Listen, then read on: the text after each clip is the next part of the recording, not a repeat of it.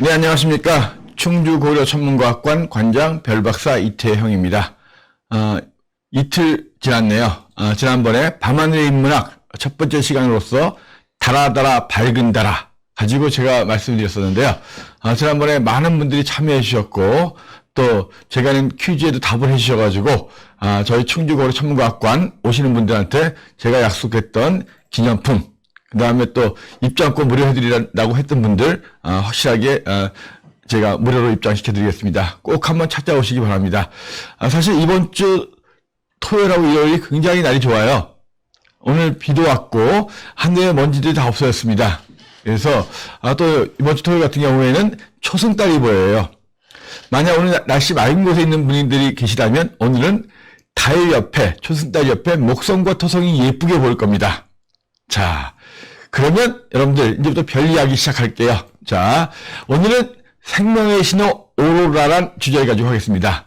밤하늘에서 볼 수 있는 가장 멋진 감동, 최고의 감동이 오로라가 아닐까 싶습니다. 저는 캐나다의 옐로나이프라는 곳으로 오로라를 보러 한 12번 이상 갔었어요. 그 중에 11번을 오로라 폭풍을 봤습니다. 굉장히 운이 좋았거든요.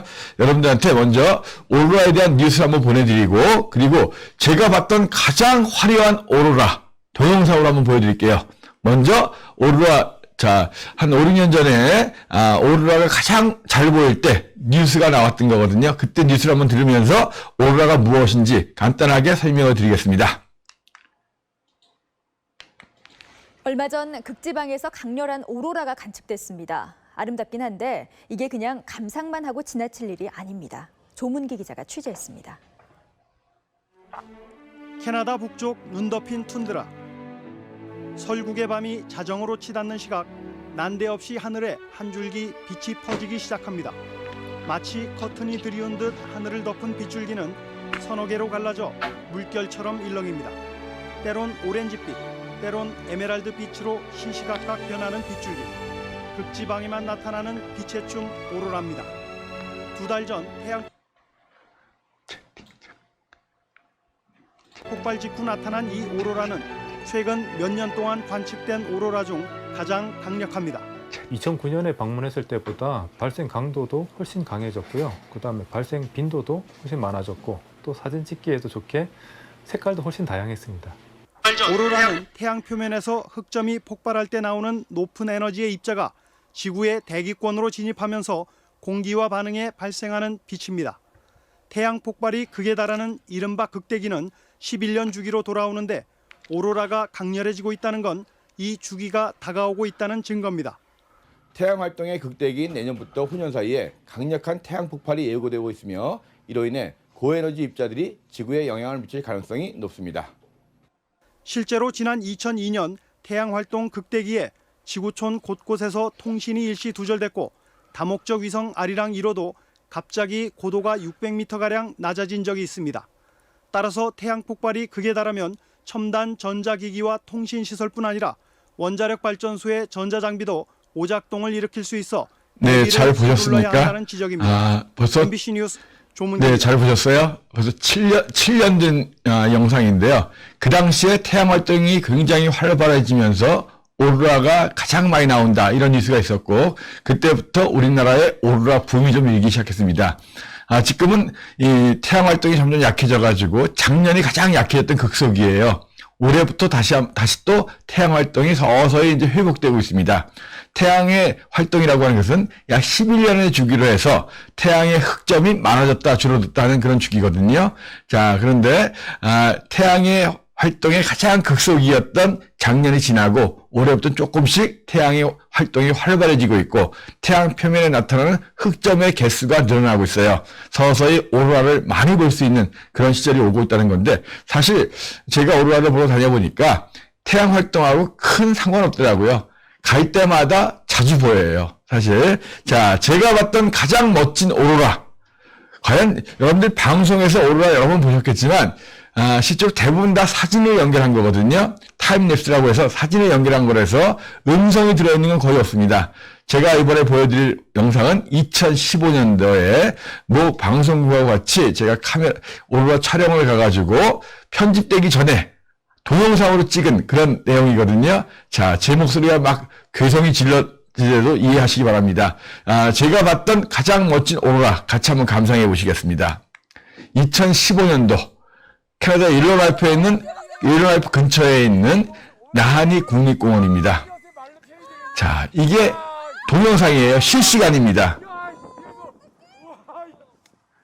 자, 사진에 연결한 것이 아니라 이 화려한 색상이 카메라의 동영상에 이렇게 찍힌다는 것은 눈으로 볼 땐 훨씬 더 화려하다는 거거든요.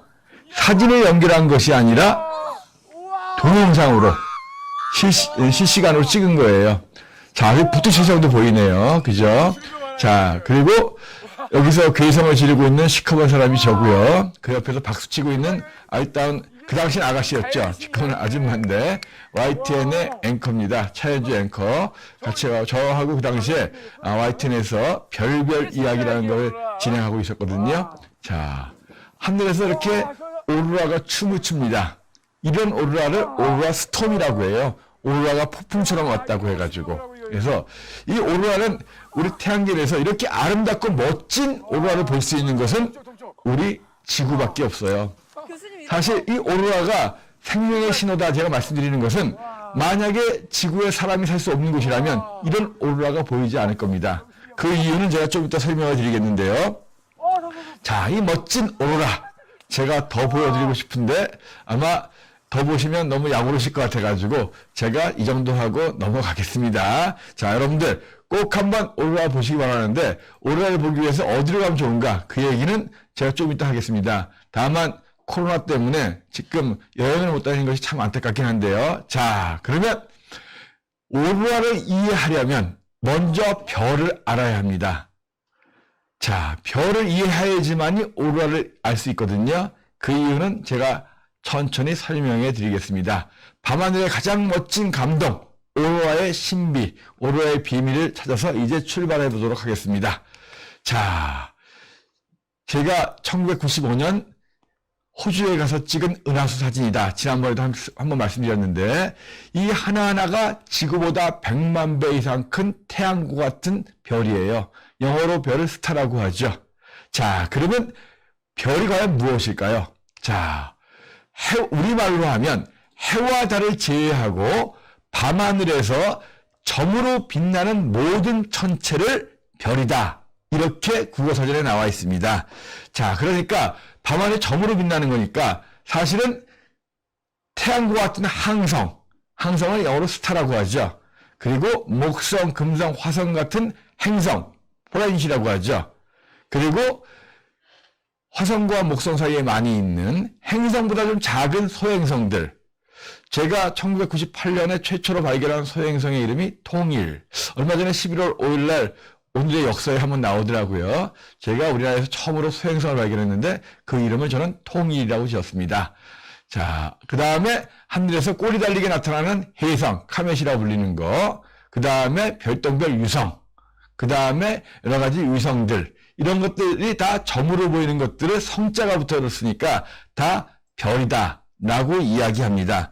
그런데 천문학에서는 항성, 그러니까 우리가 태양과 같은 스타만을 별이라고 해요. 그래서 많은 친구들이 행성은 별이 아니야 이렇게 말씀하시는데 자, 우리말로는 별이에요. 하지만 목성, 화성, 토성 같은 이런 행성들은 스타라고 부르진 않죠. 플래닛이라고 하는 거죠. 자, 천문학에서는 항성, 스타만을 별이라고 하지만 우리말로는 항성, 행성, 소행성 다 별이라고 한다 하는 거예요. 그래서 해는 항성이기 때문에 천문학에서는 별이라고 하지만 우리말로 하면 또 별이 아니에요. 우리말로는 해와 달과 지구를 제외한 밤하늘에서 점으로 빛나는 그런 천체를 별이다라고 이야기하기 때문에 그래서 자, 해와 별은 천문학에서는 같은 항성입니다. 스타입니다.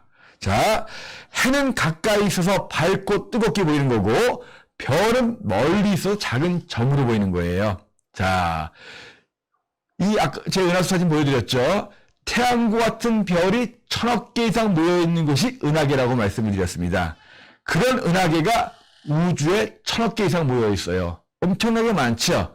하지만 태양계에서 가장 가까운 별까지 가려면 빛을 타고도 4.3년을 가야 돼요. 40조 이상.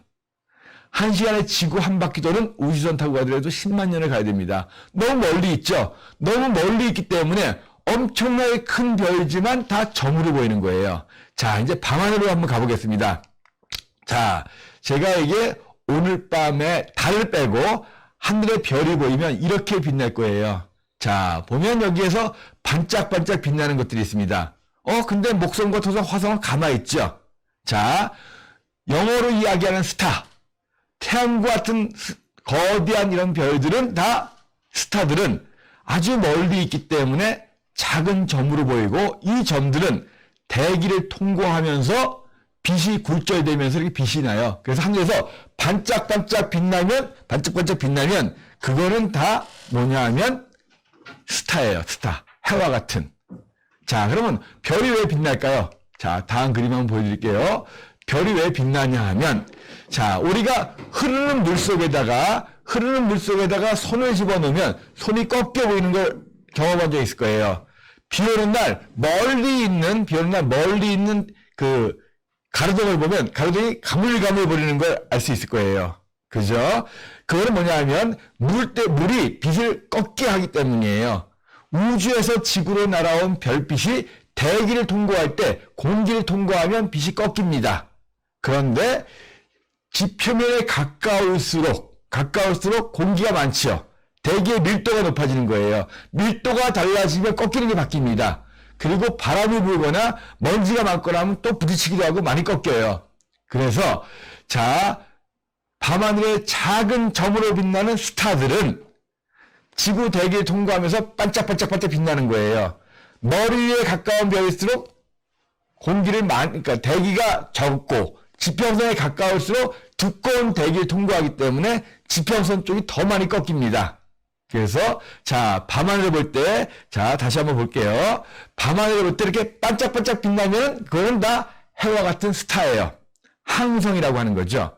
그런데 옆에 보면 목성, 토성, 화성들. 자, 지금 날씨 맑은 곳에 있는 분들은 밖에 나가서 보시면 서쪽 하늘에 목성과 토성이 지고 있을 겁니다. 그리고 남쪽 하늘 높이 화성이 떠오를 거예요. 자, 이 사진은 좀 한 달 전 사진이기 때문에 좀 위치가 좀 다르긴 한데 상대적인 거리는 거의 비슷해요.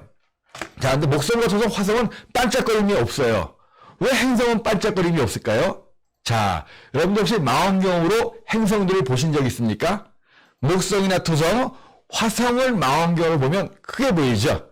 그러니까 작은 점은 조금만 흔들려도 다 흔들리는데 행성들은 좀 큰 면적이 있어요. 조금 흔들려도 못 느끼는 거예요. 자, 조금 비슷한 비유를 한번 해보겠는데, 이 저녁 시간이죠? 제가 밥을 한 숟갈 먹으면 이 체격에 거의 티가 안 나겠죠? 그런데 손톱만한 작은 새양지가 밥을 한 숟갈 먹어보세요. 배가 벌렁 나오겠죠? 티가 나죠? 자그마한 점들인 별들은 조금만 흔들려도 막 흔들리는 티가 나요. 하지만 목성과 토성 행성들은 가까이 있기 때문에 면적이 큽니다. 그것이 조금 흔들리도 티가 안 나는 거예요. 그래서 목성, 토성, 화성도 사실은 반짝여요. 반짝이지만 우리가 느끼기엔 너무 작다는 거죠. 오케이. 그래서 자, 다시 한번 밤하늘에서 빛나는 우리말로 할 때 별 중에는 반짝반짝 빛나는 건 항성, 그 다음에 빛이 가만히 있는 거는 행성. 그런데 이것만 있는 것이 아니죠. 자, 하늘을 보다 보면 작은 점이 찍 움직여가는 게 보여요. 반짝이지 않습니다. 반짝이지 않고 찍 움직이는 게 있어요. 이게 뭘까요? 네. 반짝이지 않으니까 가깝다는 얘기예요. 찍 움직인다는 것은, 자, 인공위성입니다.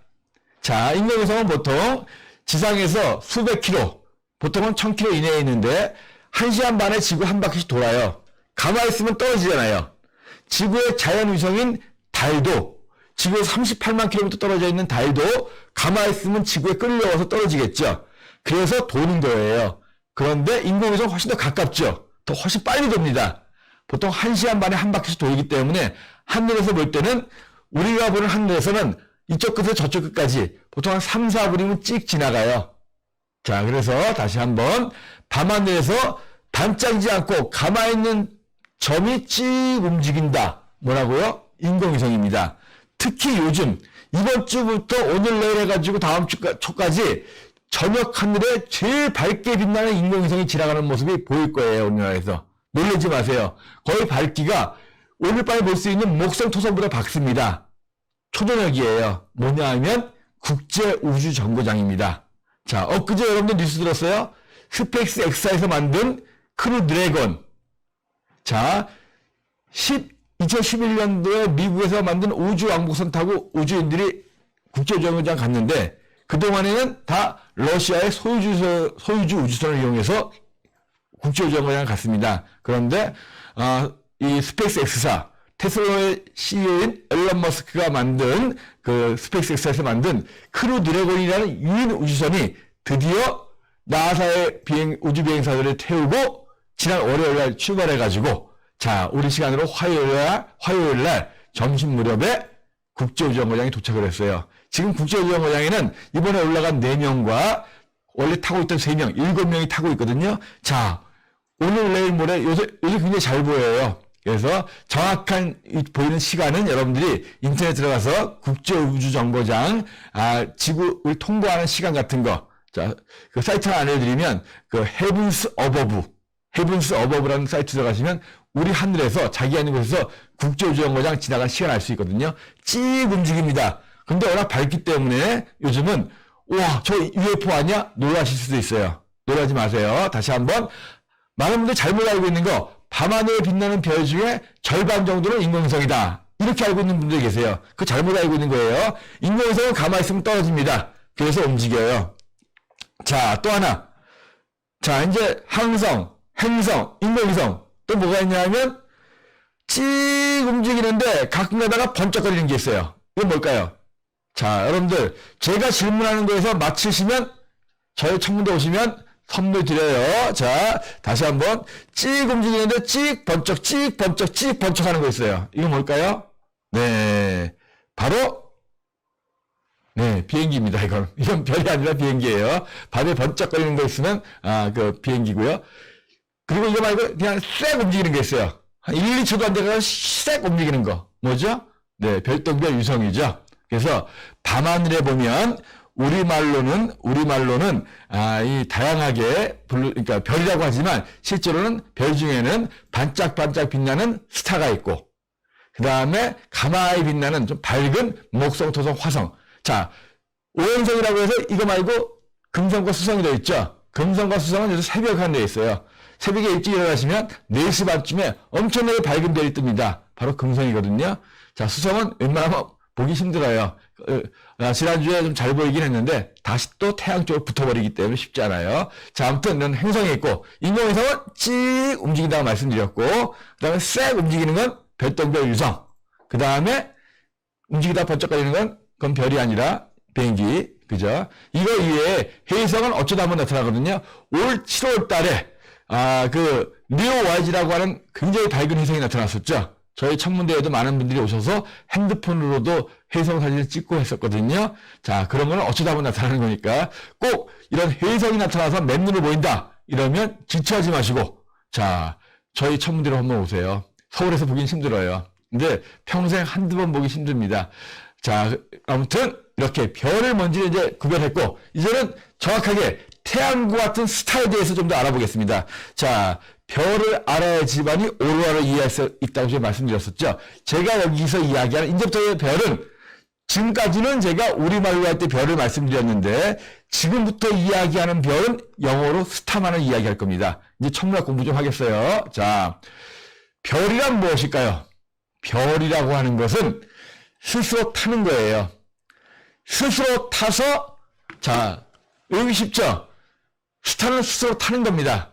타는데 뭐가 타느냐? 수소에다가 점을 아래 위로 찍어주면 점을 아래 위로 찍어주면 수소가 되겠죠. 수소가 타는 게 바로 별이에요. 어렵지 않죠? 그래서 스타라고 하는 것은 수소가 타는데 수소를 태워서 주위에 빛과 열을 주는 좋은 존재입니다. 바로 태양이 그런 존재죠. 태양이 없다면 우리는 깜깜한 세계에서 아주 추울 거죠.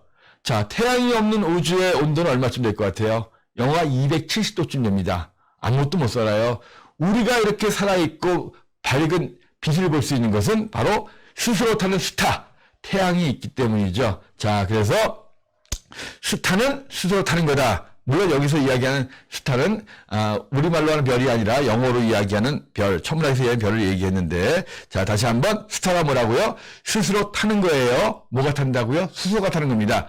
우주에서 눈으로 볼 수 있는 물질 중에 제일 많은 게 수소예요. 138억 년 전에 빅뱅, 뻥! 들어보셨죠? 제가 이렇게 학생들 설명할 때 뻥! 하면은 일부 학생, 초등학생들 손들어요. 우주에는 공기가 없는데 뻥 소리가 어떻게 들렸냐고.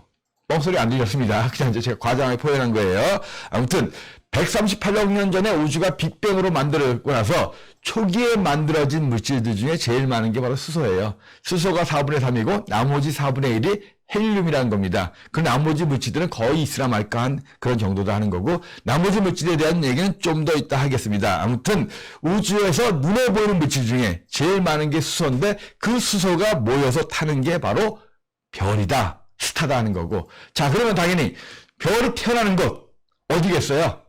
별이 태어나는 곳은 뭐가 많은 곳이죠? 자, 수소가 많은 곳이겠죠? 당연히 별이 태어나는 것은 수소로 만들어졌으니까, 자, 수소가 모여있는 곳, 별이 태어나는 곳을 가리켜서 성운이라고 합니다. 별이 되는 구름이란 뜻이죠. 별구름. 그래서 우주에 보면 성운들이 가끔 모여있어요. 성운에 제일 많은 물질들은 수소예요. 그러면 성운들이 여기저기 있습니다. 그런 성운 속에서 수소가 모이는 거예요. 자, 수소가 왜 모일까요? 자, 뉴턴이 사과나무 아래서 발견한 힘이 있죠. 뭐예요? 말드 인력. 우리가 쉽게 얘기해서 중력이라고도 표현할 수 있는데, 모든 물질은 잡아당기는 힘이 있습니다. 그죠? 자, 수소도 물질이니까 서로 잡아당기겠죠. 성운 속에서 수소들이 중력 때문에 모이게 되는 거예요. 수소가 모이면, 자, 처음엔 2개, 4개, 점점 많이 모이면 모일수록 힘이 세지겠죠. 더 많이 모이는 거예요. 수소가 많이 모이면 어떻게 될까요? 자, 한번 여러분 상상을 해보세요. 옆 사람을 한번 끌어안는다고. 옆 사람 끌어안으면 어떻게 되겠어요? 함부로 끌어안으면 안 돼요. 자, 끌어안으면 일단 좀 냄새는 나겠지만, 일단 추울 땐 끌어안아야 돼요. 따뜻해지죠? 수소가 모이면 온도가 올라갑니다. 그래서, 자, 수소가 점점 모이면서 중력도 세지면서 온도가 올라가는 거예요. 근데 회전을 해요. 왜냐하면 여기저기서 사방에서 수소들이 모이기 때문에 사방에서 모이는 힘들이 합쳐지면 결국은 스핀, 돌게 돼 있어요. 그래서 자, 별이 태어나는 곳 어디라고요? 별그룹 성운 속입니다. 성운 속에 제일 많은 건 뭐라고요? 네, 수소예요. 수소가 중력으로 모입니다. 모이게 되면 점점 온도가 올라가면서 회전을 해요. 그러면서 점점 온도가 올라가면서 중심에 온도는 계속 올라가고 점점 더 세지겠죠. 자, 그러다가 어느 순간, 자, 그 어느 순간이 언제냐면 1000만도가 되는 거예요.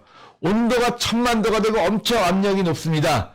더 이상 버티지 못하고 수소가 모여서 헬륨으로 바뀝니다. 자연계의 제일 가벼운 원소가 수소지요. 수소가 4개가 모여서 합쳐지면 헬륨이 됩니다. 이걸 어려운 말로 핵융합 반응이라고 해요. 모여서 그러면 커지는 걸 융합이라고 하죠. 그래서 수소 4개가 모여서 헬륨 하나가 되는데, 그때 약간의 질량이 줄어들면서 거기서 빛과 에너지가 나오는 거예요. 자, 우리가 아인슈타인이 1905년에 발견했던 여러 가지 이론이 있는데, 그 중에 하나가 E는 MC 제곱.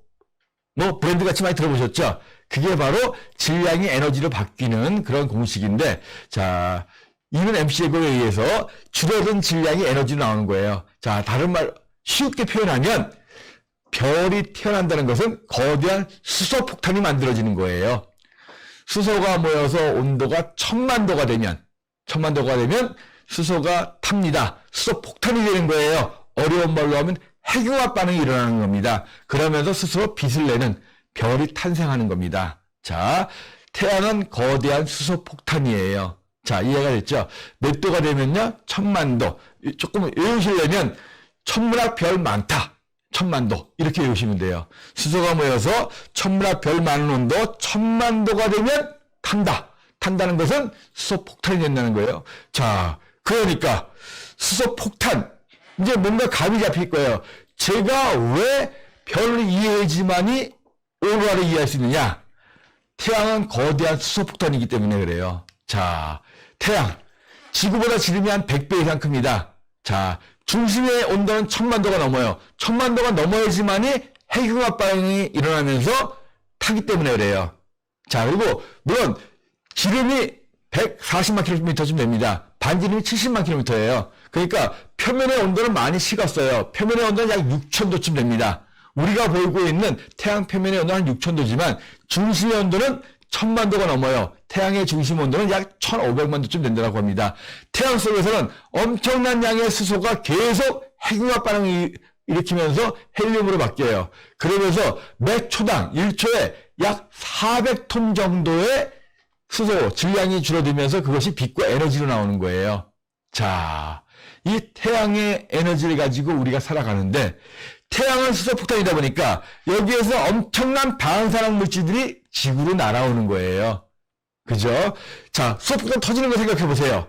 번개고, 버섯구름 막 피어나면서 거기서 알파, 베타 막 입자들 날아오고 방사능들, 감마선, X선 다 날아오는 거예요. 그게 지구로 그대로 들어옵니다. 여러분들 살 수 있을까요? 못 살까요? 못 살죠? 그 빛 중에 제일 센 빛이 감마선이에요. 감마선보다 더 높은 알파, 베타는 입자들입니다. 수소폭탄에서 나오는 알파는 헬륨의 원자 핵이라고 하고 베타는 전자라고 하고 감마부터가 빛이거든요. 감마선, 그 다음에 X선, 이거 우리 엑스레이 찍는 거죠. 그 다음이 자외선. 여러분들 밖에 나가서 여러분 자외선 조금 얼굴에 자외선 노출돼가지고 막 피부암 걸린다고 하잖아요. 그거 정말 아주 극히 일부 오는 거예요. 그런데 대부분의 알파, 베타, 감마, X선 다 들어온다 생각해보세요. 못 살아요. 우리가 여기 살아있다는 건 뭐냐면 무엇인가가 태양에서 오는 방사능 물질과 방사선을 막아주고 있는 거예요. 바로 그게 무엇일까요? 무엇이 우리를 여기 살 수 있게끔 막아주는가? 인간을 지구에 살 수 있게끔 막아주는 보호막. 제일 중요한 보호막이 바로 뭐냐면 뭐예요? 자, 바로 그림에서 보는 것 같은 자기장이라는 거예요. 지구는 거대한 자석이죠. 태양에서 날아오는 알파, 베타 이런 것들은 높은 에너지의 입자들이기 때문에 전기를 띠고 있습니다. 전기를 띠고 있는 입자들은 자기장을 통과하지 못하거든요. 그래서 이런 입자들이 자기장에 막혀서 지구 속으로 바로 못 들어오는 거예요. 그러다가 양극을 통해서 들어올 때 지구에 있는 공기와 부딪혀서 빛을 나게 하는 게 오로라라는 거거든요. 자, 그리고 알파, 베타 말고 나머지 감마선이라든가 X선, 자외선 같은 거 이런 것들은 전기를 띤 입자가 아니기 때문에 자외선을 통과합니다. 그러면 뭐가 또 그 다음에 막아주겠어요? 바로 그 다음에 막아주는 것이 바로 대기죠. 대기에서 감마선도 막아주고 X선도 막아주고 대부분의 자외선을 막아줘요. 그죠? 그리고 이제 극히 땅에 도착하는 빛은 거의 일반 우리 눈에 볼 수 있는 가시광선 정도 또는 전파 정도가 땅에 도착하는 거죠. 적외선 같은 경우에는 주로 수증기, 구름에서 많이 이제 흡수가 되기 때문에. 자, 아무튼, 제가 아주 장구하게 설명했던 이유 중에 하나가 뭐냐 하면, 태양은 거대한 수소폭탄이고, 태양에서 나오는 방사능 물질들, 방사능 빛이 지구에 와가지고 자기장에 의해서 막아주기 때문에 그 자기장에서 바로 오로라가 발생한다. 이런 얘기거든요. 그래서 만약에 지구에 자기장이 없다면 결국은 어떻게 되겠어요? 여러분들 정말 무서운 상상이에요. 자, 가끔가다 그런 영화가 나옵니다. 자, 2012년 이런 영화도 있었고 지구에 자기장이 사라진다는 코어라는 영화도 있었어요. 지구에 자기장이 사라진다면 거의 지구가 다 인류가 전멸할 그런 위험한 상황이 벌어질 수도 있어요. 자, 그래서 만약 지구에 자기장이 사라진다면 어떻게 되냐면 이렇게 됩니다. 바로 뭐예요? 어디예요? 화성이죠. 자, 화성은 지구와 상당히 비슷한 곳이에요. 물론 지름은 지구의 절반밖에 안 돼서 중력은 지구의 3분의 1밖에 안 되지만 그래도 지축의 기울기가 지구와 비슷하고 계절의 변화가 있고 참 비슷한 곳이지만 자, 표면을 보면 거의 황량한 사막 같죠? 이곳이 방사능에 오염되어 있는 그런 곳입니다. 생명체가 살 수 없는. 근데 원래부터 화성이 이랬던 건 아니에요. 자, 과거의 화성의 모습을 보면 화성은 지구와 비슷한 지금부터 한 46억 년쯤 전에 만들어졌어요. 초기 화성은 지구와 비슷했습니다. 자, 지구보다 작으니까 먼저 식었습니다. 식으면서 화성에도 바다가 있었고, 그 다음에 구름이 있었고, 비가 내렸어요. 그런데, 자, 지구보다 작다 보니까 중심에 있는 핵이 굳어버린 거예요. 자, 지구가 안 떨어질 때 중심으로 갈수록 온도가 높겠죠. 그 중심은, 지구 중심에는 아주 높은 온도로 내핵, 외핵이라는 게 있죠. 그 핵에는 특히 외핵 부분은 녹아있는 철이나 니켈들이 많은 거예요. 근데 그런 철과 니켈 같은 높은 온도의 철과 니켈 같은 것들이 전기를 띠고 있기 때문에 지구 내부에서 이런 금속들, 전기를 띠고 있는 금속들이 움직이면서 자기장을 만드는 거거든요. 근데 화성은 지구보다 지름이 반밖에 안 되는 거예요. 그러니까 어떻게 되겠어요? 빨리 식어버린다는 거예요. 그래서 화성이 만들어지고 몇억 년 안 돼서 10억 년도 안 된 지금부터 한 38억 년, 39억 년, 38억 년, 37억 년쯤 전에 화성의 핵이 굳어버렸고 자기장이 사라진 거예요. 화성의 자기장이 사라지니까 어떻게 되겠어요? 태양에서 날아오는 고에너지 입자들, 태양풍이라고 하는 거죠. 이런 것들이 화성에 있는 구름, 대기들을 다 쓸어버리는 거예요. 1초에 몇백 킬로미터씩 날아오는 이런 입자들이 화성에 있는 대기를 쓸어버린 겁니다. 태양에서 온 태양 빛들도 화성의 온도를 높이면서 다 대기가 없어지면 모두 다 증발해버리죠. 그래서 지금부터 약 한 37억 년, 38억 년쯤 전에 화성의 자기장은 사라지고 그러면서 화성의 대기도 거의 사라지고 화성의 대기는 현재 지구의 1%밖에 안 돼요.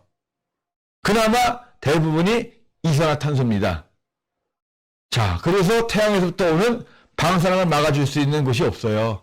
그러다 보니까 표면은 방사능이 오염되어 있고 공기도 없는 그런 죽음의 땅이 돼버린 겁니다. 자, 그래서 나사에서 자, 지구와 화성을 비교한 사진을 이렇게 했는데요. 지구는 자기장이 있어요.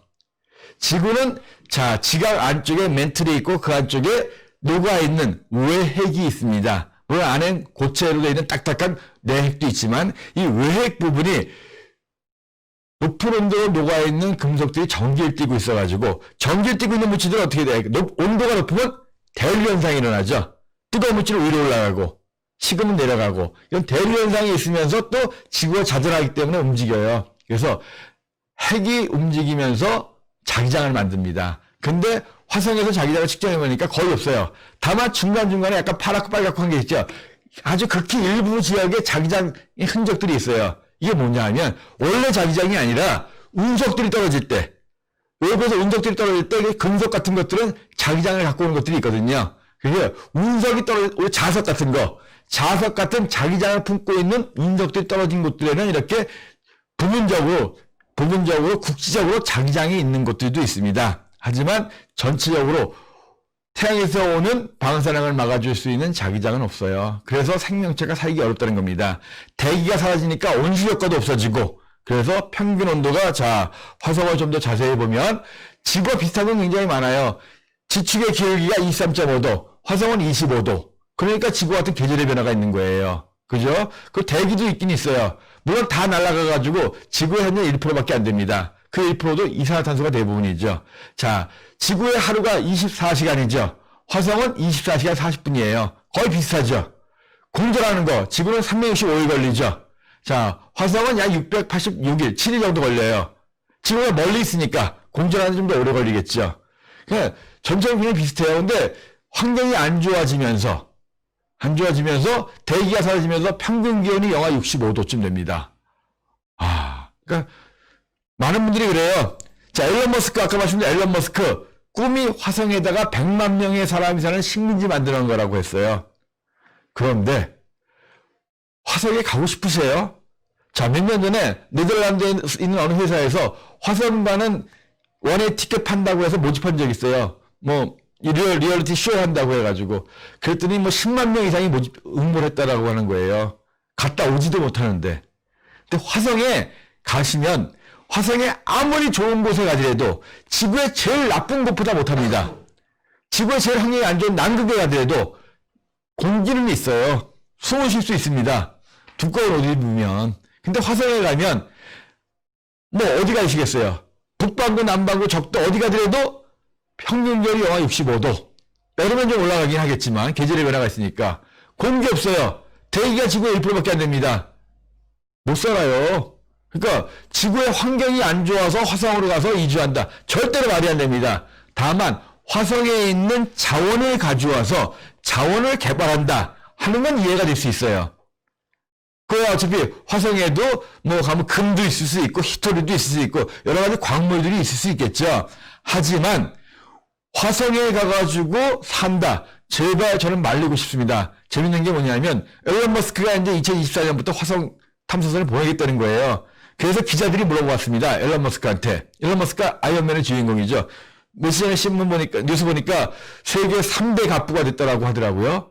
우주 산업하면서 엄청나게 돈 많이 벌었어요. 그러면서 이번에, 이 국제우정거장에 드래곤 우주선, 유인 우주선 보내면서 훨씬 더 주가도 많이 올랐고 하는데, 이 일론 머스크가 화성 탐사를 한다니까 기자들이 물어봤습니다. 그렇게 화성에 대한 꿈을 갖고 계시는데 일론 머스크님은 언제쯤 화성에 가시겠습니까? 했더니만 뭐라고 대답했겠어요?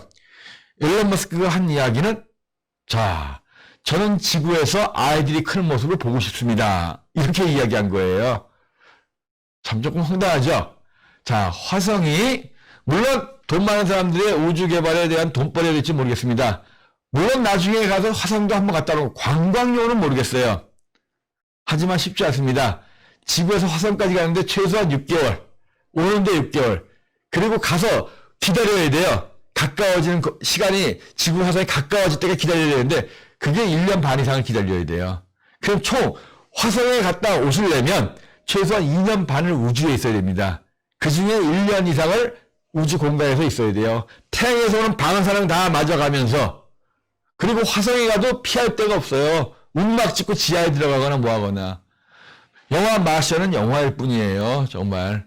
영화 마션 보시면서 제가 다음 시간에는 외계 생명체 이야기하면서 마션 다시 한번 말씀드릴 거거든요. 그리고 화성 얘기 다시 한번 하겠는데 지구를 지킵시다. 제가 우주를 보면서 항상 느끼는 것은 지난번에 말씀드렸었죠. 밤하늘이 아름다운 것은 지구가 아름답기 때문이고 그죠? 지구가 아름다운 것은 사랑하는 가족들이 있기 때문입니다. 여러분들, 제가 또 이상한 얘기 했는데, 다시 오로라로 가겠습니다. 그 전에 한 가지만 더. 화성 얘기 다음 주에 다시 하겠지만, 화성에는 물이 존재할 수가 없어요. 액체 상태의 물이. 다 얼음은 존재할 수 있지만, 공기가 없기 때문에 기압이 없어요. 우리가 산에 올라가면 어떻게 돼요? 100도가 안 되는 온도에서 물이 끓죠. 거의 화성은 기압이 지구에 비하면 1% 정도밖에 안 되기 때문에, 그냥 끓어서 날아가 버려요. 이 얘기는 다음 시간에 다시 하기로 하고, 오로라로 들어가겠습니다. 이제 본격적으로. 오로라. 지구가 자기장이 있다라고 했죠. 이제 보시면 지구가 지구 중심, 맨 가운데는 내핵은 굳어있지만 외핵. 그림에서 약간 노른스름하게 보이는 거예요. 외핵이 녹아있기 때문에 여기서부터 전기가 흐르면서 지구 둘레에 도넛 모양의 자기장이 생긴 겁니다. 그런데 많은 분들이 또 하나 잘못 알고 있는 거, 오로라를 보려면 극지방에 가야 된다. 실제로 북극이나 남극에 가면 안 보여요. 왜냐하면 자기장이 땅속에서 올라와가지고 오로라가 보이는 높이가 지상 100km에서부터 200km 사이입니다. 그러니까 자기장이 지상 100km, 200km에서 공기와 만나는 곳에 나오는 거예요. 근데 극지방, 북극이나 남극에 가면 너무 아래쪽에 있어가지고 오히려 안 돼요. 그래서 오로라가 보이는 곳은 지상 한 100km 이상에서 자기장이 대기 상층부에 만나는 곳, 그곳이 바로 오로라 오발이라고 하는 곳이거든요. 오로라 오발이라고 해서 오로라가 보이는 지역입니다. 위도로 치면 대략 60도에서 70도 정도 되는 거예요. 그림에서 보는 것처럼 캐나다의 북쪽 지방과 그 다음에 유럽, 그죠? 유럽에 있는 아이슬란드, 그린란드 이런 쪽이죠. 물론 핀란드라든가 여기 노르웨이라든가 핀란드도 있지만 이쪽은 사실 한 달에 하루 이틀 보기 힘들어요. 왜냐하면 날씨가 안 좋아. 바다 쪽이니까요. 그래서 주로 저는 여기 캐나다 이쪽이요. 이쪽에 대륙 쪽, 이쪽에 옐로나이프라는 데를 많이 가는데 그 얘기는 좀 더 다시 하고요. 아무튼 자기장은 자기장 때문에 오로라가 보이는 거고, 지구 자기장이 땅속에서 좀 올라와서 지상 100km 정도에서부터 200km 사이에 대기층과 만나는 바로 위도 60도에서 70도, 남극과 북극의 대칭으로 생깁니다. 그런 곳을 오로라 오발이라고 하고 오로라 대라고 합니다. 그곳에서 오로라를 볼 수가 있는데요. 자, 그런데 이 자기장이, 그러니까 오로라가 보인다는 건 결국은 다시 한번 말씀드렸지만 지구의 자기장이 활발하게 작동을 하고 있다는 거란 말이에요. 그런데 자, 조금 무서운 얘기 좀 할게요. 지구의 자기장이 항상 일정하지가 않습니다. 자, 나침반 가시고 자극을 재본 적이 있죠? 그죠? 자, 여러분들 퀴즈 하나 또 낼게요, 제가. 자, 지구의 자북은 무슨 북일까요? 자, 지축의 북극과 남극이 있지만 지축의 북과 남극이 아니라 자석이 가리키는 자북이 있고 자남이 있어요. 자, 자북은 무슨 극일까요? 둘 중에 하나예요. N극일까요? S극일까요? 자북은 N극일까요? S극일까요? 자, 10초만 시간 드리겠습니다. 자, 이 톡방에다가, 채팅방에다가 답을 올려주시면 제가 말씀드릴게요. 자, 오늘 분들은 지난번에 비해서 상당히 조용하신 것 같아요. 자, 강찬홍님 N이라고 하셨습니다. 자, 다른 분들 또 없으십니까? 둘 중에 하나예요. 확률은 50%입니다. N일까요? S일까요? S, N, M 막 나옵니다. S. 자, S. 정답은, 네. 나침반 한번 써보신 적 있죠? 북극을 가리키는 것이 뭐예요? N이 가리키죠? N이 가리키니까 실제로 북극은 S극이죠? N이 S를 가리키니까. 그래서 자북은 S극이고 자남이 N극이에요. 실제로 이 자석이 가리키는 건 반대극이기 때문에. 자, 근데 자북이 인간들이 1600년대부터 자북을 측정을 했습니다. 근데 가만히 있는 게 아니에요. 자석의 북극이 점점 이동을 합니다. 1600년부터 1800년대까지는 쭉 캐나다 남쪽으로 이동을 했어요. 그러다가 1900년대 들어오면서부터 서서히 다시 또 시베리아 쪽으로 올라가기 시작한 겁니다. 그래서 자, 최근에 와가지고는 진북을 넘어서 자북이 시베리아 쪽으로 이쪽으로 넘어가는 거예요. 그래서 자, 자북이 앞으로는 저 시베리아 쪽으로 간다는 거예요. 그러면 어떻게 되겠어요? 그러면 이쪽을 중심으로 오로라가 보이는 거예요. 그런데 단순하게 자북이 이동하는 것만이 아니라 자기장이 약해지고 있습니다. 자, 자기장이 과거에 비해서 지난 100년에 비해서 한 10% 이상 약해졌어요. 그래서 지질학자라든가 천문학자, 지구학자들이 많은 걱정을 했습니다. 드디어 끝장이 나는 건가? 화성이 핵이 굳으면서 자기장이 사라지면서 죽음의 땅이 되어버린 거예요. 지구는 화성보다 지름이 2배 좀 큽니다. 그만큼 크니까 식는데 시간이 더 걸릴 수 있다. 드디어 지구의 핵이 굳는 거구나.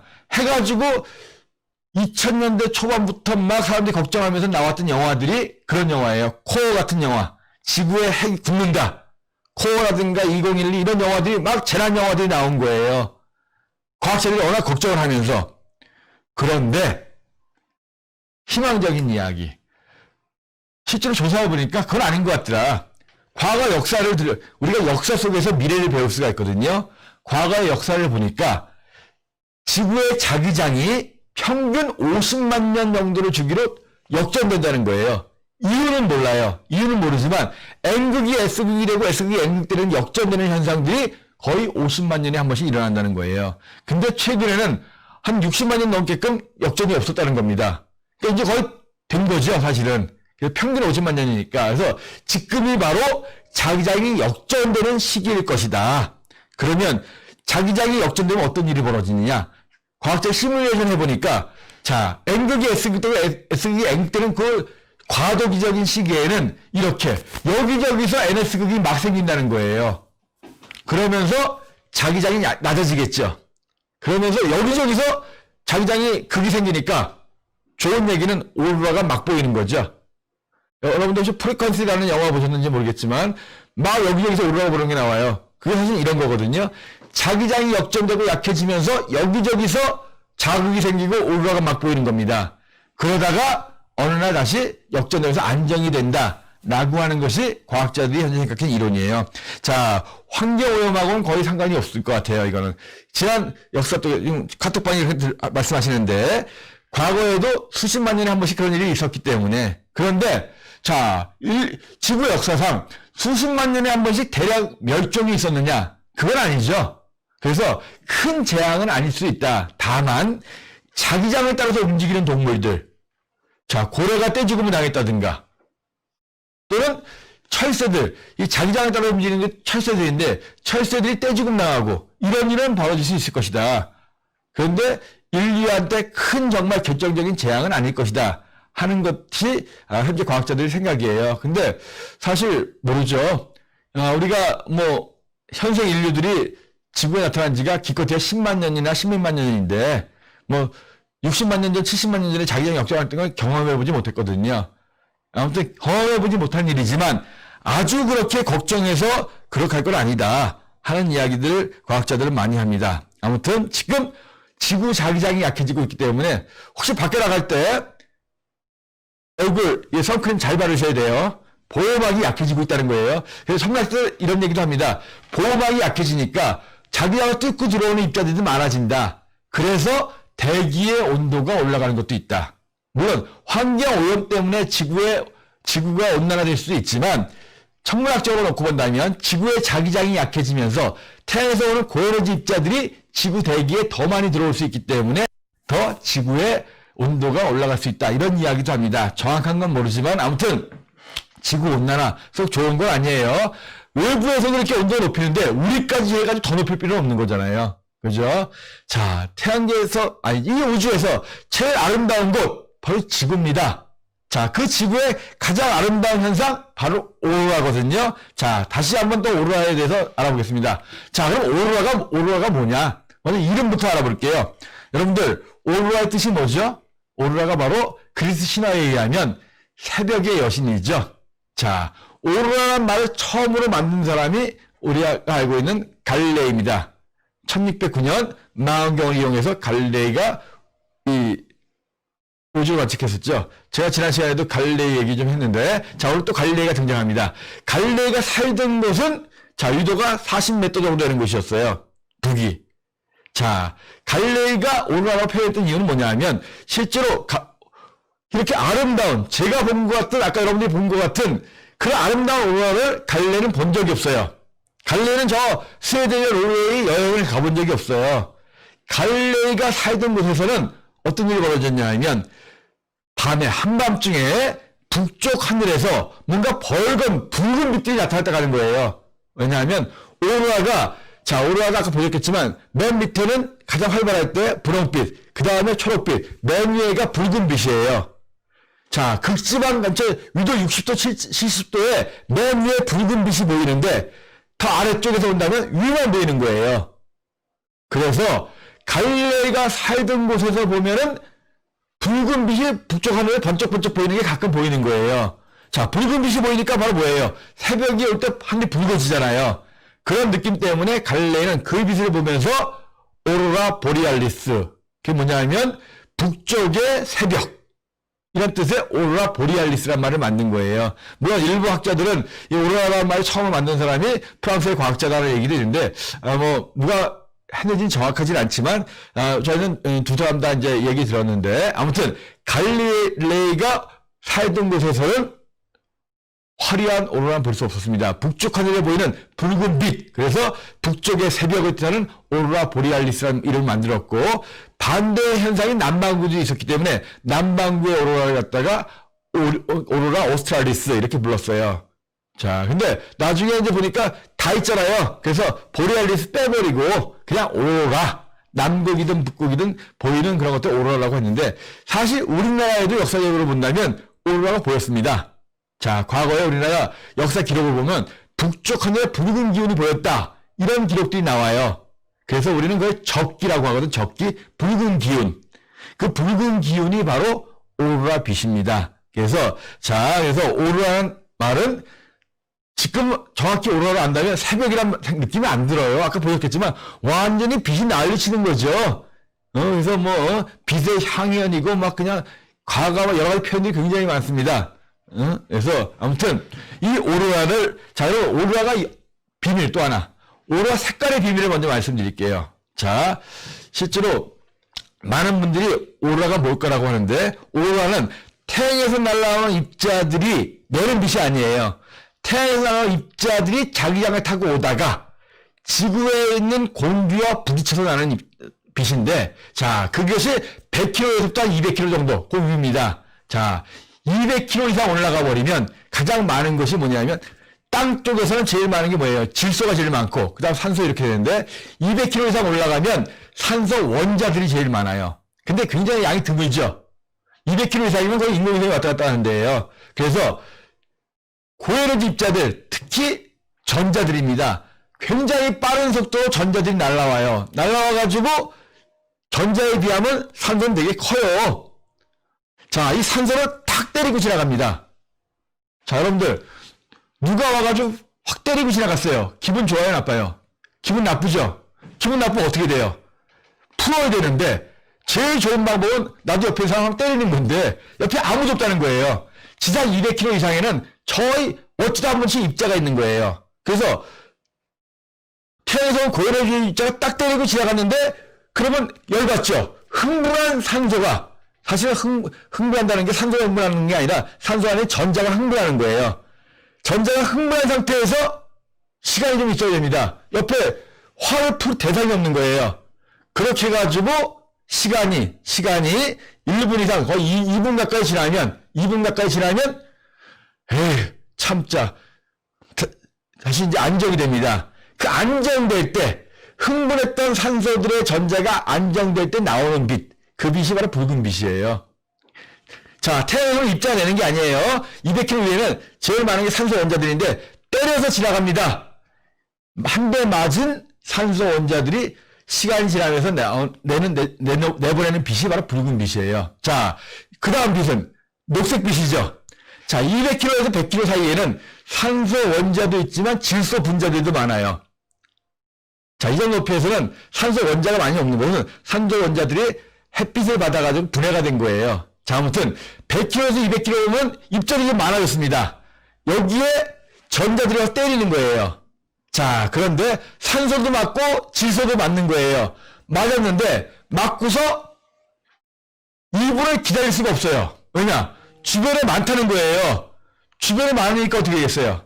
나한테 치는 거예요. 한 번 맞은 놈이 옆에 놈을 하나 더 칩니다. 자, 맞고 두 번 맞으면 엄청나게 흥분하죠. 그러니까 전자에서 맞은 놈이 지들끼리 또 맞고 해서 두 번 맞으면 굉장히 흥분해요. 그러면 1분, 2분 기다릴 시간도 없습니다. 바로 1초 만에 흥분해. 둘 중에 하나예요. 옆으로 사람을 때리거나 아니면 내보내야 돼요. 그게 높은 에너지가 나와요. 그게 녹색입니다. 100km에서 200km 사이에서 한 번 맞은 그 입자가 또 맞아가지고 두 번 맞았을 때 엄청 흥분해서 내는 빛이 강한 에너지 빛인 녹색이 나오는 거예요. 그리고 더 밑으로 내려오면, 자, 요행이도 전자들이 산소 원자 뚫고 질소 분자나 산소 원자가 뚫고 한 100km쯤 내려오면 이제는 질소 분자가 제일 많은 거예요. 여기를 때렸을 때 그때 나오는 빛이 질소 분자가 맞아서 나오는 빛이 분홍빛이에요. 그래서 오로라가 하늘에서 보이면서 대부분은 초록빛이에요. 근데 붉은 빛까지 나온다는 것은 그만큼 우주에서 들어오는 입자들이 많다는 거죠. 그래서 아까 여러분들 보여줬던 동영상에는 분홍빛도 보였잖아요. 최고의 오로라를 본 겁니다. 자, 그래서 이렇게. 근데 100km보다 너무 밑에 내려오면 너무 입자가 많은 거예요.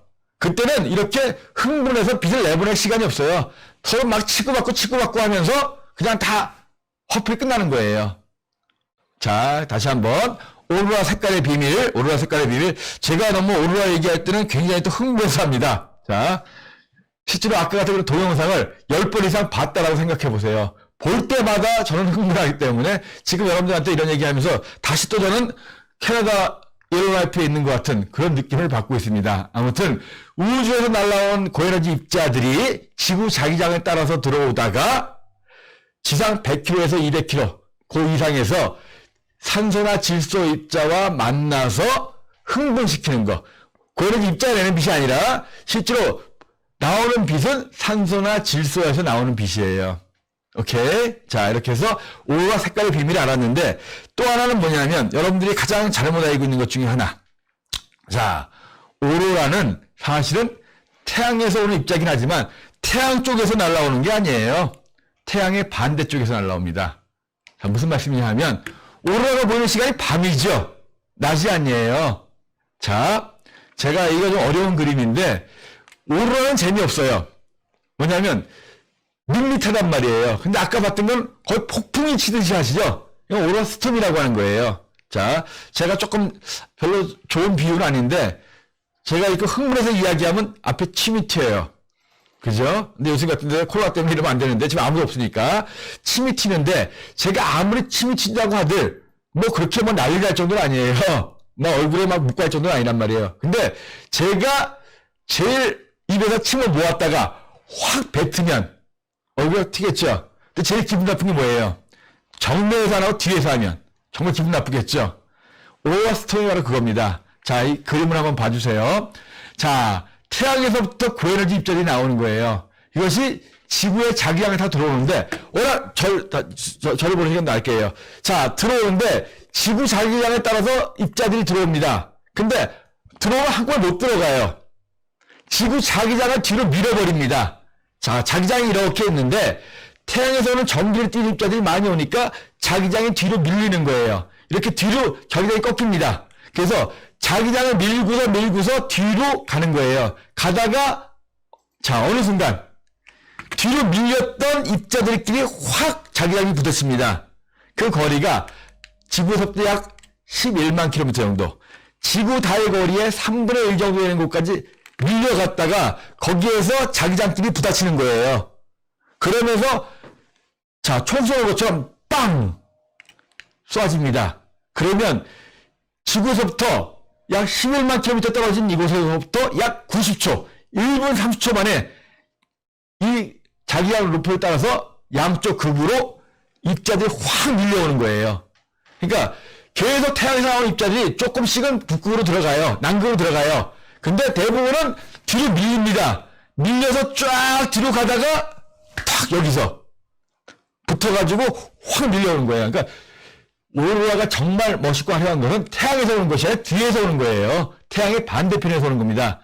그래서 이걸 리커넥션, 재결합이 뒤에서 이루어지면서 여기서 엄청난 입자들이 순간적으로 날아오는 거예요. 확 날아오니까 아까처럼 막 이렇게 막 춤추게 만드는 거죠. 그냥 밋밋하게 와가지고 춤 안 춰요. 그래서 보통 오로라 보고 온 분들이 밋밋한 오로라 보고 와서 오로라 봤어? 뭐 사진 찍어보니까 펄해. 그런 분들은 오로라 스톰 못 보신 거예요. 오로라 스톰은 뒤에서 확 밀려오기 때문에 막 춤추면서 막, 물론 색깔은 다양합니다. 분홍색이 보일 때도 있고 안 보일 때도 있는데, 막 피아노 치듯이 막 이렇게 물결도 치고 하는 건데, 그럴 때 되면 막 그냥 소리가 막 올라와요.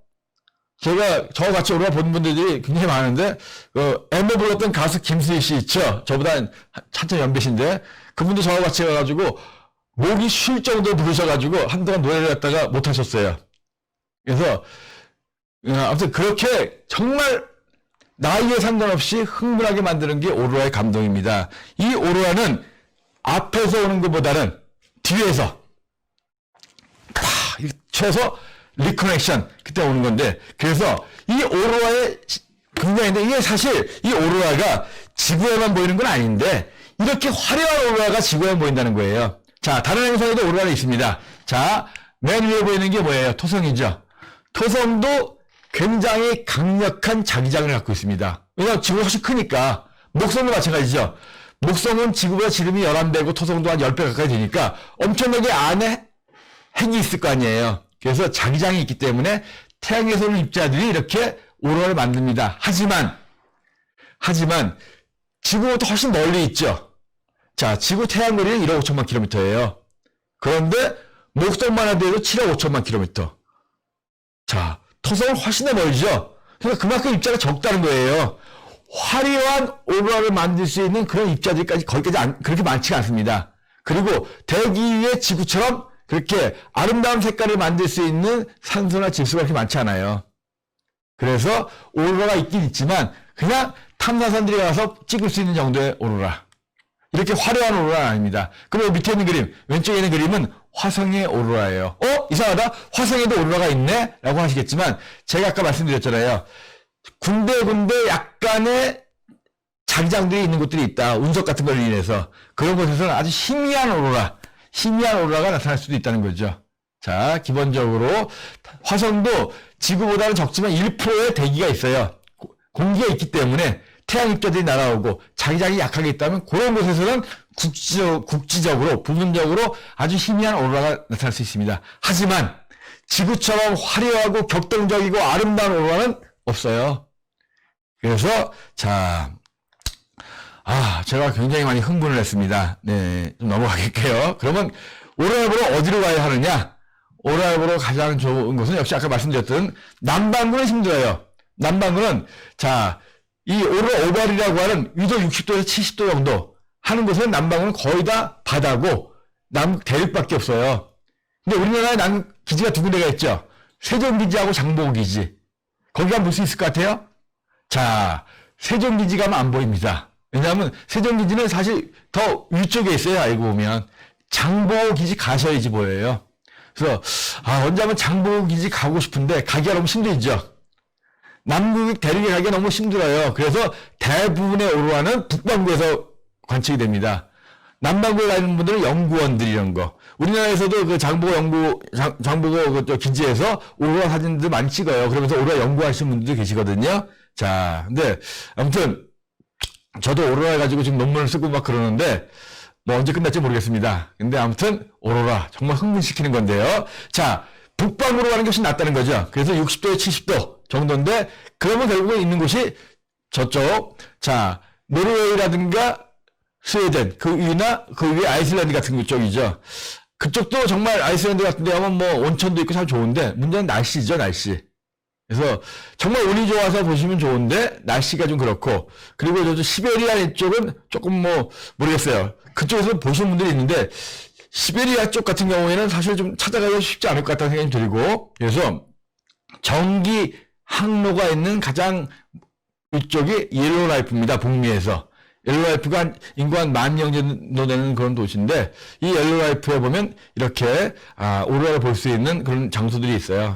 여기는 이제 오로라 빌리지라는 곳인데 저와 같이 이제 가서 주로 사진 찍었던 권호철 작가 요새 저 대학교 한 10년 후배인데 워낙 오로라로 많이 떠가지고 요새는 아주 그냥 너무 유명해졌습니다. 그래서 이런 곳에 가가지고 오로라를 보는데요. 근데 가보면 언제쯤 오로라가 보일까? 사실 저는 운이 좋아가지고 12번 가서 11번을 봤는데 실제로 가가지고 못 본 분들도 많이 있어요. 그래서 최소한 4일은, 4일은 있어야지만 거의 볼 수 있다는 생각이 드는데, 그러니까, 옐로라이프 같은 경우는 나사에서 4일 동안 머물면 거의 90% 이상 볼 수 있다, 이렇게 얘기했더라고 하거든요. 이게 뭐냐 하면, 아까 말씀드렸죠. 오로라는 재미없습니다. 오로라 스톰을 보셔야 돼요. 스톰은 태양 쪽에서 오는 것이 아니라 태양 반대쪽, 밤쪽에서 오는 건데, 그것이 바로 뭐냐면, 지구 자기장이 뒤로 밀렸다가 약 11만 킬로미터 떨어진 곳에서 빵! 리커넥션이 일어나가지고 나오는 건데, 이걸 관측하기 위해서 나사에서 과거에는 테미스라고 해가지고 이렇게 인공위성도 올렸어요. 지금은 또 MMS라고 하는 또 자기장 측정하는 위성도 올렸습니다. 해가지고 계속 측정하는 거예요. 근데 그럼 왜 이걸 하느냐? 이렇게 또 궁금해하는 분들도 계시죠? 오로라가 이뻐서 관광하려고 하는 게 아니에요. 오로라 스톰을 갖다가 서브스톰이라고 합니다. 그러니까 지구 자기장의 폭풍이라는 게 있어요. 지자기 폭풍이라고. 지자기 폭풍에 대해서 약간 부차적인 스톰이라서 서브스톰이라고 하거든요. 그래서 지구 자기장에 변화가 오거나 영향을 주면 인공위성 같은 데서 문제가 생길 수 있고 심하면은 태양 활동이 활발해지면 오로라도 많이 나타나지만 정전이라기도 하고 막 그러거든요. 그래서 지구 주변 우주 환경에 대해서 감시를 하기 위해서 이런 위성들을 띄운 거예요. 단순하게 오로라 예측만 하겠다는 게 아니거든요. 제가 12번, 11번 오로라 봤다니까 굉장히 부러워하는 분들이 많은데, 사실, 제가 딱 한 번 못 봤다 그랬죠? 그 못 본 사람이 사실은 제 집사람하고 갔을 때예요. 저희 집사람은 제가 맨날 보러 와서 재밌다고 자랑을 해가지고 한번 따라왔는데, 그때만 못 보여줬어요. 그래서, 참 미안하기도 하고, 근데 어쨌든 간에 100%는 없습니다. 아무튼, 오로라 예보라는 거 자체가 오로라 스톰 예보를 많이 합니다. 태양으로부터 태양 활동이 활발해지면 더 많이 나오겠죠. 그러면 더 자주 보이긴 하겠죠. 하지만 계속적으로 태양에서부터 입자리 날아오기 때문에 요즘도 며칠에 한 번씩은 거의 사실은 리커레이션은 하루에도 한두 번씩 꼬박꼬박 일어나요, 최소한. 그래서 그 시간이 언제냐가 중요한 거죠. 내가 캐나다에 있을 때 스톰이 그러니까 이 리커레이션이 일어나면 보이는데, 나실 때 보이면 안 되는 거죠. 그죠? 그래서, 자, 아무튼, 오로라. 3대가 덕을 쌓야지 보여준다고 하는데, 제가 12번 중 11번 봤으면, 저희 부모님 정말 고맙습니다. 해야 될 것 같습니다. 그래서, 자, 인터넷에 들어가시면, 오로라 예측하는 사이트들이 있어요. 그래서, 하나가 이제, spaceweather.com. 제가 이거 해놨죠. spaceweather.com이라는 데 들어가시면, 이렇게 오로라 예측이 나옵니다. 그래서 이렇게, 띠로 보이는 것이 아까 말씀드린 오로라 오발이에요. 밝게 보이는 것이 낮이고, 이쪽이 밤입니다. 자, 밤 쪽에, 이것이 지나면 지날수록 더 가능성이 높아지는 거죠. 그래서 위성 관측 데이터들을 통해서 또 태양에서 오는 입자들의 양을 통해 가지고 여러 가지 위성 데이터를 통해서 자, 이제 이 지역에 오늘 밤에 오로라가 보일 수 있는 확률이 높아진다. 이렇게 예측하는 거거든요. 자, 근데 사실 오로라 관측을 여행사에서 저하고 같이 가는 경우도 있고 그냥 가는 경우도 있어요. 근데 저하고 같이 가면 한 10% 정도 비싸요. 왜냐하면 제가 제 돈 내고 또 갈 수 없잖아요. 근데 저하고 같이 가면 볼 수 있는 확률이 높아집니다. 왜냐하면 하늘 보다 보면 저는 대충 이제쯤 오로라가 터질 것 같다. 보면 알거든요. 왜냐하면 이 흐름이 있잖아요. 태양에서 오는 입자들이 계속 밤하늘 오로라를 보여줍니다. 자, 팁을 하나 드리면 이거 굉장히 비싼 건데 알려드리기 좀 아깝긴 한데 알려드릴게요. 자, 오로라가 북쪽에서 왔다 갔다 밋밋한 오로라가 있으면 그날은 별로 재미없습니다. 점점 시간이 지나면서 북쪽 오로라가 남쪽으로 넘어가는 거예요. 그 얘기 뭐예요? 오로라가 밋밋한 오로라가 남쪽으로 넘어간다는 것은 지구 자기장이 뒤로 밀린다는 겁니다. 그래서 남쪽 근처까지 오로라가 밋밋한 게 보이면 그날 밤에는 넘어갔던 것이 쾅! 리커레이션이 나면서 터질 가능성이 높아지는 거예요. 그래서 추운 데 가가지고, 물론 오로라는 여름에도 보일 수가 있고 겨울에도 볼 수 있습니다. 왜냐하면 지구의 문제가 아니라 태양에서는 입자들이 들어온 거기 때문에. 근데 겨울에는 밤이 길기 때문에 볼 수 있는 확률이 좀 높다는 거죠.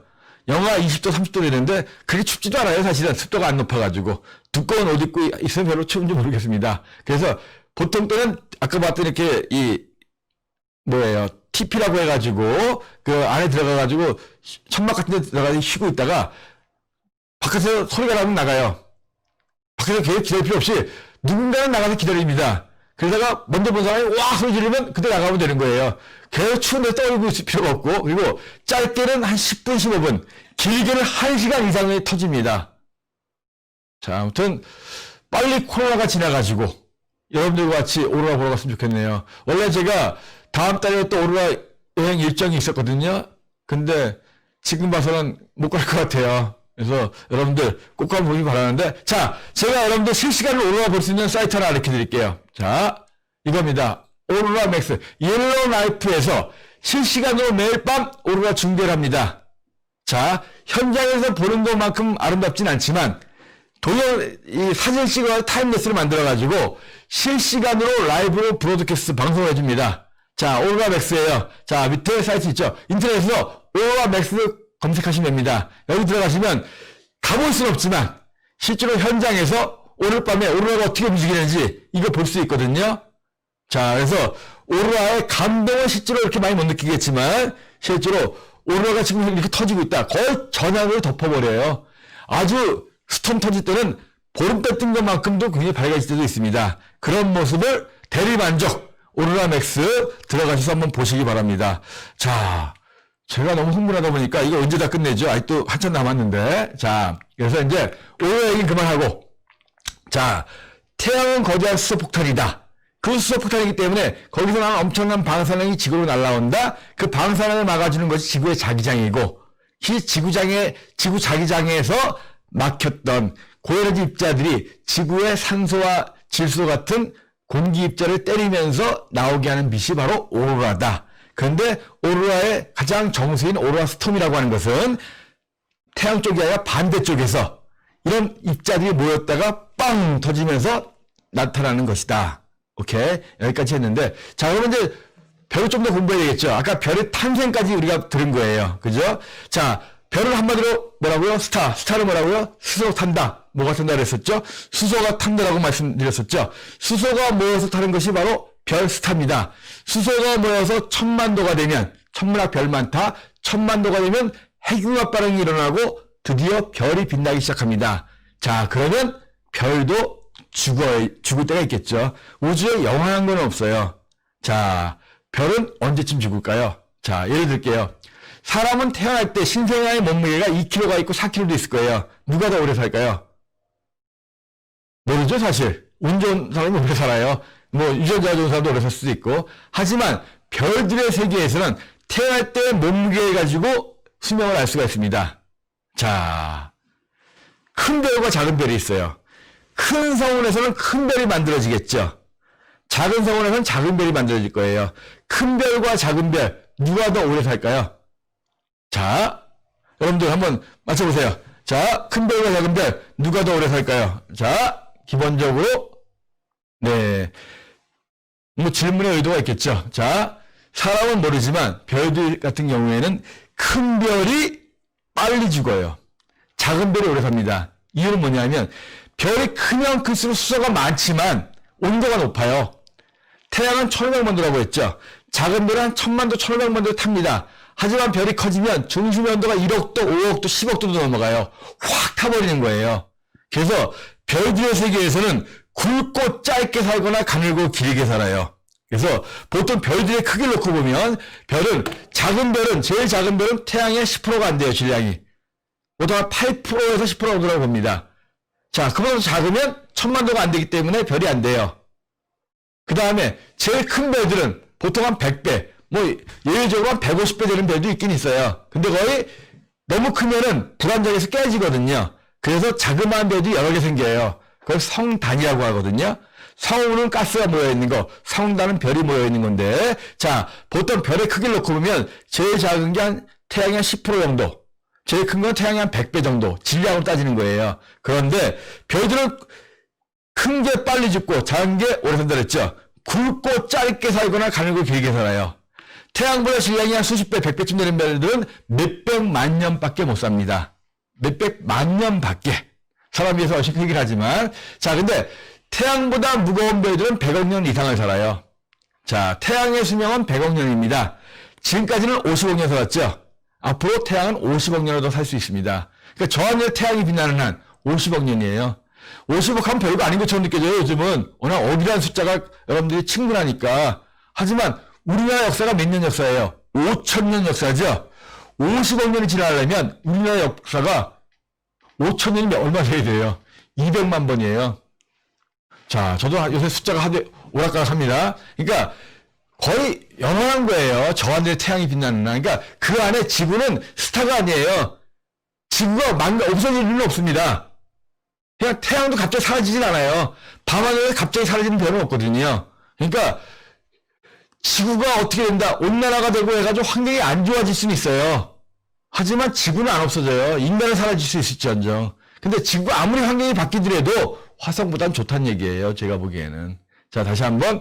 태양은 앞으로 50억 년도 할 수 있습니다. 지금 50억 년 살았고, 아까, 자, 지구의 나이가 한 40, 그러니까 지구가 50억 년 살았으니까, 지구의 나이가 5,000년이니까, 최소한 지구보다 우리 역사가 한 100만 번 거듭될 때까지 지구는 그대로 있다는 거. 기억하시고, 걱정하지 마세요. 자, 그러면 이제, 별이 죽으면 이제 이야기해야 되겠죠. 자, 굵고 짧게 살거나 가늘고 길게 산다. 아, 그 얘기 해드려야 되는데, 여러분 어떻게 살고 싶으세요? 굵고 짧게, 가늘고 길게. 저도 20대까지는 굵고 짧게 살고 싶었어요. 근데 30 넘어가고 40 넘어가니까 얘기하기가 싫어요. 이왕이면 좀 더 길게 살고 싶은 생각이 있거든요. 근데 요즘 물어보면 초등학생들도 가늘고 길게 해요. 근데 그러지 마시고, 누가 물어보면 별처럼 살고 싶다 이렇게 말씀하세요. 별처럼 살고 싶으면 가늘고 긴 것도 별이고, 굵고 짧은 것도 별이에요. 대신에 별처럼 산다는 것은 주위에 빛과 온기를 주는 그런 이로운 존재로 사는 겁니다. 그러면서 뜨겁게, 여러분들 한 번뿐인 인생이에요. 별처럼 주위에 빛과 온기를 주는 좋은 존재로서 뜨겁게 열정적으로 한번 사셔보시기 바랍니다. 또 이상하게 저 옆으로 또 샜습니다. 제가 이 자연과학과 사회과학을 같이 하다 보니까 가끔 이렇게 빠져요. 근데 오늘 강의 주제가 밤하늘의 인문학이죠. 별들을 통해서 중요한 건 사람이에요. 자, 별이 죽음을 이야기하겠습니다. 자, 별이 수소가 탄다는 건 없어지는 것이 아니라, 자, 헬륨으로 바뀌는 거였죠. 헬륨도 온도가 올라가면 서로 합쳐져요. 탑니다. 그래서 합쳐지면 뭐가 되냐면 탄소가 돼요. 또 산소도 더 온도가 올라가면 합쳐져가지고 산소, 질소가 되고 점점 융합이 되는 거예요. 그래서 맨 마지막에 만들어지는 물질, 별 속에서 온도가 아주 높으면 맨 마지막에 만들어진 물질이 이 자연계에서 제일 안정된 물질이에요. 과연 뭘까요? 우리가 알고 지구에 있는 물질도 우주에 있는 물질하고 똑같아요. 우주에 없는 게 지구에 있는 거 아니에요. 지구에 없는 게 우주에 있는 것도 아니고요. 거의 다 지구도 우주의 한 부분이기 때문에 다 있는데 이 우주에서 가장 안정된 물질이 뭘까요? 별에서 만들어진 마지막 물질. 자, 물질이 서로 원소가 계속 합쳐지면서 가장 안정된 원소로 갑니다. 그게 뭘까요? 힌트. 사람도 나이가 들면 이게 많아요. 뭐예요? 철이에요, 철. 물론 사람이 철 들었다 할 때 그 철은 그 철이 아니지만 우리가 알고 있는 자연계 원소 중에서 가장 안정된 게 철인데 별 속에서 마지막 만들어진 게 철이에요. 물론 작은 별들은 철까지 못 만들어요. 하지만 큰 별들은 철까지 만듭니다. 자, 별 속에서 점점 무거운 물질이 많아지면 그동안에는 누르는 힘과 내보내는 힘이 같았어요. 그래서 가만히 별이 빛나고 있었는데 시간이 지나면 지날수록 중심에 무거운 물질이 많아집니다. 꽉꽉 채워지는 거예요. 그럼 어떤 일이 벌어지냐면 제가 있는 이 강의실 안에 지금 저하고 여기 분들 2분밖에 안 계세요. 근데 여기에 1000명, 10,000명이 들어왔다고 생각해 보세요. 들어올 수는 있어요. 근데 엄청 힘들겠죠. 바깥에 미래심이 생기는 거예요. 중심에 무거운 물질이 많아지면 바깥에 미래심이 생깁니다. 그럼 별은 팽창하게 되는 거예요. 자, 팽창하게 되면 온도가 내려가요. 자, 빨주노초 파란보 중에서 자, 색깔. 여러분들 가스레인지 틀어본 적 있죠? 가스레인지 틀면 빨간불 나올 때가 파란불 나올 때가 있어요. 빨간불이 뜨거울까요? 파란불이 뜨거울까요? 네. 뭐가 뜨겁죠? 네, 둘 다 뜨겁습니다. 근데 뭐가 더 뜨겁겠죠? 파란불이 더 뜨거워요. 빨주노초 파란보 중에서 지난 시간에서 말씀드렸는데 빨간색 쪽으로 갈수록 에너지가 낮고 파란색 쪽으로 가서 에너지가 높아요. 그래서 별이 점점 부풀어 오르면 온도가 내려가서 붉은색이 됩니다. 이걸 적색 거성이라고 그래요. 자, 그리고 나서 마지막 순간에 수소가 다 타면 죽는 거예요. 이렇게 부풀어 올랐던 별이 온도가 내려가면서 이제 죽는 겁니다. 그럼 어떻게 돼요? 수축하겠죠. 수축을 하면 다시 또 온도가 좀 올라가요. 그럼 타다 남은 게 마저 탑니다. 그래서 마지막에 적색 거성 단계를 지나가면 헉헉거리면서 수축과 팽창을 반복하는 거예요. 그러나 정말 다 타면 마지막 순간에 어떻게 되냐면 자, 그 전에 50억 년 후에 이게 50억 년의 모습이에요. 자, 이렇게 적색 거성이 되면 태양은 지름이 몇백 배 커집니다. 수성을 삼키고 금성을 삼키고 지구와 닿을 정도 이상 돼요. 50억 년 후. 당연히 지금 타버리거나 삼켜지거나 하겠죠. 걱정하지 마세요. 50억 년 후니까. 이렇게 되는 것이 마지막 순간에 헉헉거리다가 자, 마지막 모습을 드립니다. 작은 별들은 껍질만 날아가요.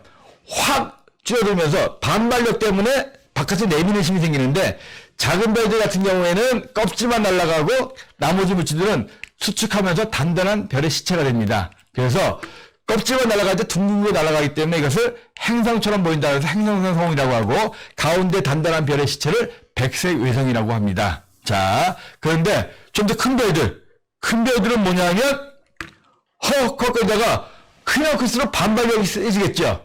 태양보다 큰 별들 터집니다. 죄송합니다. 놀라게 해서. 근데 역시 뻥소리 안 나요. 자, 태양보다 큰 별들 얼마나 커야 되냐면 태양보다 질량이 1.4배 이상 되는 별들. 이렇게 이제 경계선을 얘기하는데 평균 그렇다는 얘기예요. 큰 별들은 헉헉거리다가 뻥 터지는 거예요. 그러면 갑자기 평소보다 100만 배, 수십만 배 이상 밝아지는 거예요. 그러면 하늘에서 안 보이던 별도 갑자기 확 밝아지겠죠. 그래서 마치 하늘에 엄청나게 큰 별이 나타난 것처럼 보입니다. 이걸 초신성이라고 해요. 초신성 들어보셨죠? 초신성은 별이 태어나는 게 아닙니다. 태양보다 큰 별이 마지막 순간에 뻥 터지면서 확 밝아지는 거예요. 죽는 거예요. 그러니까 오래 못 가요. 한두 달 지나면 서서히 사라집니다. 1990년대 그때 우리나라에 이동통신사가 막 나올 때 광고가 있었어요. 별 모양으로. 초신성처럼 등장한 기업, 우리의 밝은 미래를 지켜보십시오. 무슨 뜻입니까? 초신성처럼 등장했다는 건 망한다는 얘기예요. 초신성처럼 등장하면 안 돼요. 초신성은 태양보다 큰 별이 마지막 순간에 확 터져가지고 사라지는 겁니다. 그런데 재밌는 게 이때 중요한 게 만들어져요. 우리 엄마 아빠가 제일 좋아하는 물질, 금.